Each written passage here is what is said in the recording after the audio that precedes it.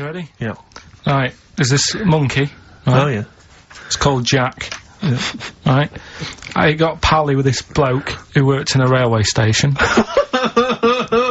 How? Pen pals? I don't know, I didn't say all that. I'm just telling you. I'm shortening it. on the internet. So, anyway, he's helping him out all the time. It's this fella's job, right, to, sort of make sure it's safe for the trains to come in, that sort of thing, right? But he's always working on his own, so he's got his mate Jack in with him, right, this little monkey. Yeah. And, you know, they're having a good time, they share lunch together and stuff like that. Anyway, it gets to a point when the fella whose job it is, right, starts getting old, and Jack, the monkey, starts getting more involved. Presumably this is a chimpanzee as opposed to a monkey, you mean? When you say monkey, it's generic term, you mean chimp usually, don't you? Yeah. Go on then. So, you know, he's clocking the fella doing his job, and he's thinking, I can do this, right, the monkey. I love it. Yeah. He's helping out, he's, pulling down the levers and stuff, so the train's sort of coming on the right lines. Sure, yeah. He's clocking it, he sticks his head out the little window, see the trains coming and that. I hope British Rail are listening. Yeah. Right? In the end, Oh, yeah.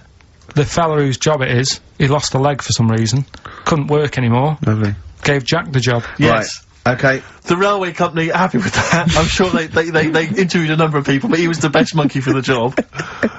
And that's good, isn't it? Well, it's not true. Right, once again. Well, it's not true. Don't hand Steve a piece of paper that someone put on the internet who is probably a bigger mentalist than you. That's not proof. It's not true. At no point did a railway company give a chimpanzee the job of signalman. It was ages ago. What? Steve, when was it? It was Before trains, probably. Well, it's in the 1880s. Yeah. According to this piece of paper, which is what you've based your monkey news on. Now, of course, I think ITN and a lot of the news channels, they tend to get lots of independent confirmation of their news before they give it out as fact. But you've got an email from someone, so let's assume that's real.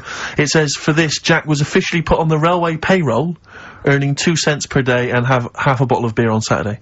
That's what we pay you, isn't it, Carl? He doesn't even get the beer. Oh, dear, he's not allowed to drink, are you? Someone emailed in, actually, and said, Carl, some years ago, did you die? And they took your face and transplanted it onto that of a chimpanzee. It would make a lot of sense. I've never seen you. He always has t-shirts right done up and long sleeved. I bet he's hairy under there. Yeah. I bet you are hairy because you have to shave right up to your eyes. You're one of them, aren't you? And I can see the growth, and it comes out the top there. Are you really hairy underneath? Pretty hairy. Are you really? Well, what's up with that? You're a HUMANZEE, aren't you? That's why you're fascinated with them, and why your IQ is sort of about 80. I think you might be. I don't mean there was any.